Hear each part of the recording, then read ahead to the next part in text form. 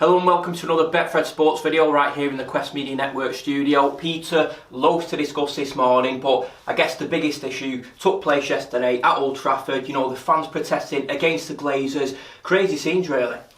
Yeah, the Glazers have never ever been popular as owners of Manchester United.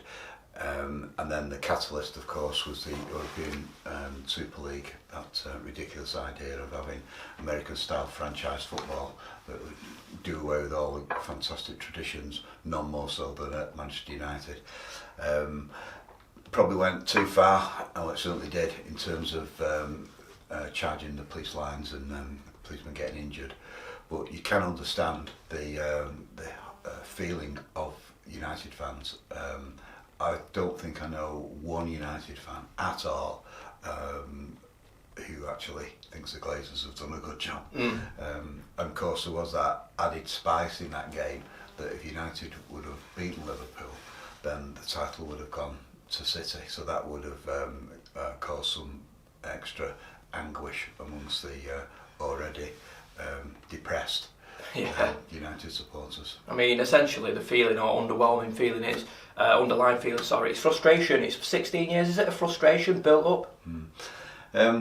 During that period, United have had some success,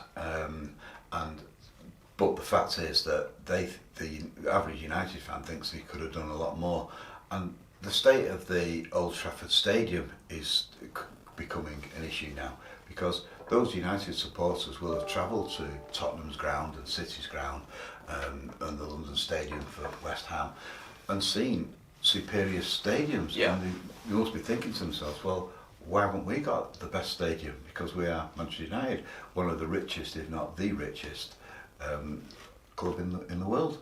I think that's just one element to United's downfall over the past few years. The stadium, like you said, then you compare it to Tottenham Stadium. You know, they're going toe-to-toe now with these American stadiums, these massive places, and United's Old Trafford, it is looking dilapidated, isn't it? It is.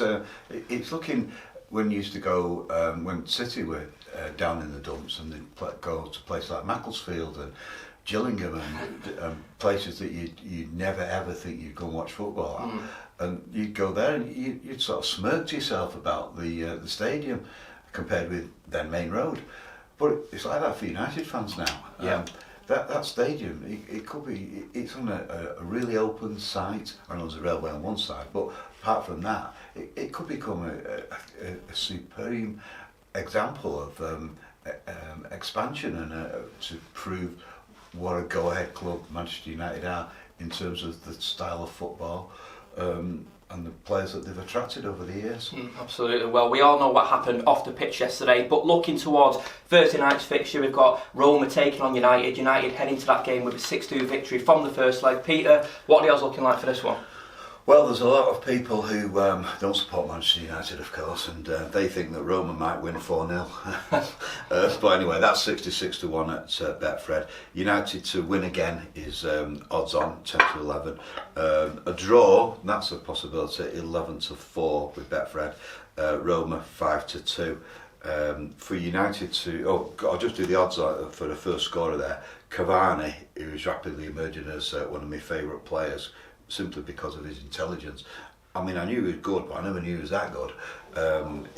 He's proving to our English strikers and a lot of our English players that it's not necessarily how young and fit and agile you are, it's about your brain when you play football.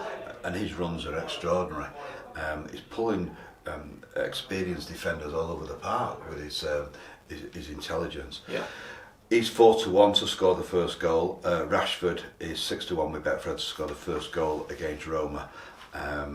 But outright, it won't be of any great surprise to see that United are right up there at 1 to 2 to win the Europa League. Villarreal and Arsenal are 7 to 2. Roma, well, they've drifted big time after that horrendous second half performance against United in the first leg. Roma are 150 to 1 at Betfred. And we've still got that Manchester joy bet whereby City win the Premier League, given. United come second, probably given. But then United to win the Europa League and City to make club history and win the Champions League, that's 6-4. So that would really cement Manchester as the capital of European and possibly world football. Absolutely. Well, you've got to be in it to win it. So, Peter, if people do want to have a punt on that, can they do that online? Yeah, they can, online or in the shops, of course, that are open now with the restrictions. Brilliant stuff, there we go. So let's look at Tuesday night's fixture. That's tomorrow night. We've got Manchester City hosting PSG in that Champions League semi-final second leg. City enter that game with a 2-1 victory. You know, the ball's in their court now. It'll take a lot for them to mess it up. Well, it would, but you've got to bear in mind that I do think, and I know this goes against the grain somewhat, PSG did have their moments in that first match, and although City won 2-1, I don't think Pep Guardiola was going to be that happy. He'd be pretty happy, but not that happy. It's quite a dangerous score, that. But they have got those 2 away goals, City, so great advantage. But a 2-0 win for PSG puts them through, of course. And I thought that the goals weren't the carefully crafted goals that generally City score with lots of passes, Barcelona style. They were a little bit on the lucky side. Yeah, they were very lucky. Come on. Yeah, right, come on. Very lucky. So anyway, they still won 2-1 and they're in a great position. We do all hope, of course, that they go through and make club history. Yeah. I mean, they've been knocking on the door for so long now, haven't they, to get the ultimate prize, which is the big one as far as the Abu Dhabi owners are concerned. I think a lot of City fans will be more interested in the Premier League, but the owners definitely want the Champions League. That's what Guardiola was told to achieve when he got the job, and all the money that goes with it and the funds to provide a team that is capable of doing so. I thought it was great that Aguero came back, and he did score against Palace on Saturday. I thought it was a tremendous goal. I love the way that Aguero plays. I think you need a pivotal point up front, and if he did play on Tuesday, then he would be the sort of player who just pinch that goal to take it away from PSG. So I hope he does. I don't think he will, but I do hope he does. He's 100-30 to score the first goal with Betfred. De Bruyne, obviously a supreme athlete and arguably the best midfielder, certainly in Britain, if not the world. He's 5-1 to score first. Mahrez to do it again. I mean, that was a good free kick, but the wall just broke and he just let it through. Yeah. I mean, I've seen that sort of goal in the Lancashire and Cheshire League. Yeah, I mean, League stuff. They do. If the wall breaks, then it's going to be a goal. Yeah. Anyway, he's 9-2 to score the first goal. Mbappe, there's a question mark about whether he'll play.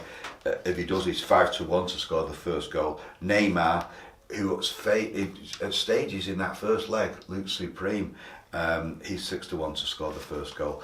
Outright, Betfred have City outright favourites at 8-13 to win the Champions League. Chelsea 100-30. Got to keep watching them. They keep getting those results. They're getting it together big time. And they've got some supreme players as well. Mason Mount in midfield in particular. He's really in form. Real Madrid 5-1 and PSG, the outsiders now after being beaten by City in the first leg, they're 10-1 to win the Champions League outright. Very quickly, if Man City do manage to win the Champions League, where does that take them as a football club? Can they finally shake off that tag as, you know, the side that were in Division 2 and Division 3 getting beat by the likes of Macclesfield? Will that tag finally be abolished, do you think? I think people will begin to recognise the amount of investment that's come in from the Middle East, and it's not just in the team, it's setting up the club as on the world stage as a business with clubs up in virtually every continent in the world. But I tell you, they did miss one fantastic trick. If they'd have said that they were not going in the European Super League, instead of being one of the hated clubs in the land because they're successful, they would have been the most popular team of all time. And everyone would love Manchester City. If they'd have said, no, hang on a minute, we've got a fantastic tradition at City, which they have, because people forget they actually won the league several times in the 60s, or they won it once anyway, then if they'd have said right at the beginning, no, we know we're a big team, we're in the top 6 in this country, but we recognise the tradition. We bought into this club because we love English football, and we love the fact that we could fail for a couple of seasons, but then the glory's so much better. If they'd have said no, we're not doing it, they would be loved universally, but they didn't. They went with it, and so many fans, like at United and Liverpool and Arsenal and Chelsea, feel let down that they were conned into thinking that they would go with the supporters, and sadly they didn't. They went with the money men from America, effectively. Well, they had that little protest outside the Etihad Stadium, the day after it was announced, and you were thinking, could this be a turning point in City's history? Are they finally going to turn against the owners? But they've not, have they? It seems that success, can buy you happiness. Well, it can certainly buy you happiness, but... Or you're silent, should I say? There's more in life than money, isn't there? And I think that they've been lucky in that they are having a very, very successful season, but the people in Abu Dhabi, the owner, Sheikh Mansour, as well as the Americans who own Liverpool, Arsenal and United, obviously the Glazers, are now got to listen to the fans. There is nothing more important than the fans. Yeah. And they can't ride roughshod over them anymore, because those fans matter. Those fans did not want to go for a game in Spain every third week. I mean, first of all, how can you afford it? Yeah. And secondly, do they want to be playing Real Madrid every week when they could be playing Leicester and United and all the other top teams in this country? Because that's what we've been built up on. And they just could not get it. Yeah. That's what supporters want, local derbies against the great round. They want to hammer someone 6-0, like Aston Villa or something like that. But they definitely do not want to be travelling to Spain and Italy every other week. Yeah. I mean, it's incredible, even now 2 weeks later, that they can actually think English fans want that. They must be so aloof and away from normal people. Well, they are the billionaires, aren't they? But they've got advisors to tell them this would go down badly. It's incredible to think that in the last 2 weeks we were on the verge of having all football ripped up in this country, and suddenly European Super Leagues, franchise-style American matches that didn't actually matter. The scores wouldn't have mattered. Yeah. Well, at least the fans' voices were heard. That's been overturned for the time being. But like I said earlier, we have got 2 massive games coming up this week in the Champions League and Europa League. And if you want to have a punt on that, Betfred stores are now open with safety provisions in place. But you can also bet online and via their app.